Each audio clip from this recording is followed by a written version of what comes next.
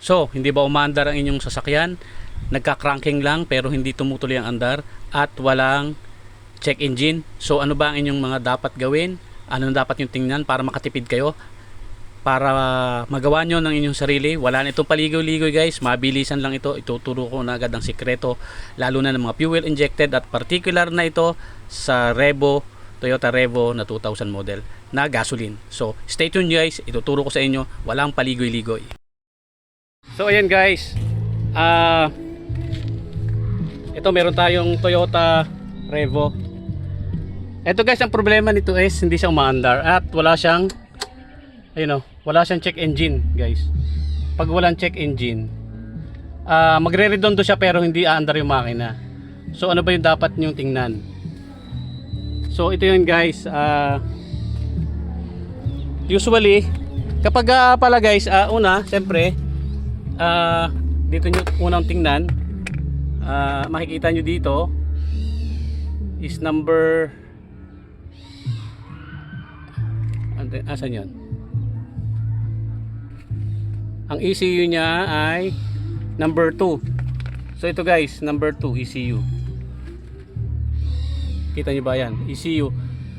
Pagka okay yan guys, pag buo yung fuse, dito kayo pupunta, sunod. Sa kabila. Dito sa passenger side. Usually guys, napakahirap dukutin yan. Ang nasisira niyan ay itong kanyang relay. Itong relay niyan guys, na makikita doon. Tatlong magkakatabi yan guys. Andun sa loob. Yan, ang isa ito. Pero nakakabit yan doon. Tatlo yan. Ang isang yung purple na yun is starter. Tapos yun yung isa, yun yung bakante. Nakatulad nito. Yun ang ECU, tapos ito ay sa fuel. So ayan guys. Ito yan guys. So naglulus relay switch. Ito minsan pumapasok ang kuryente dito, nagmamagnet siya pero hindi ito nagko-contact. Itong dalawang to hindi nadudugtong, itong dalawang bronze na yan, hindi nagko-close. So kaya walang check engine. So yun ang unang checkin nyo guys sa mga ganitong unit. So tingnan natin maya kakabit ko muna. Mahirap kasi ito. Yan magsusugat-sugat ang kamay nyo dito dahil napakasikip dito inilagay. So mamaya update ko kayo guys. So ito na yun guys. Yan ang dapat. Yan, bago kayo mag-check ng mga ibang kuryente o gas, kailangan laging meron yang check engine. Ayan. Ito guys Ayan. Kailangan meron yan. Kapag meron yan, saka nyo na lang i-check yung mga spark plug, yung kung may fuel. Ito yung nasisira guys. Ito yung nasisira dyan, yung kanyang relay. Minsan ito maririnig nyo nagmamagnet. Pag inon nyo naglumalagitik, hindi kayo makakaasa na talagang okay rin yun, kasi itong contact nito, hindi niya isinasarado, open pa rin. So walang lumalabas na check engine dyan. Ayan yung check engine, hindi siya lumalabas kasi hindi nagko-contact dito. Kahit pa sa tingin nyo gumagana, may nagmamagnet, may nagko-close, hindi naman niya i-close talaga to. Hindi siya nagsasarado totally.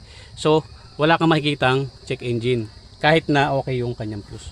So para talagang makita natin kung gumagana guys, is start natin. Yan. Kaysa ayan, bukas pa yun guys ha.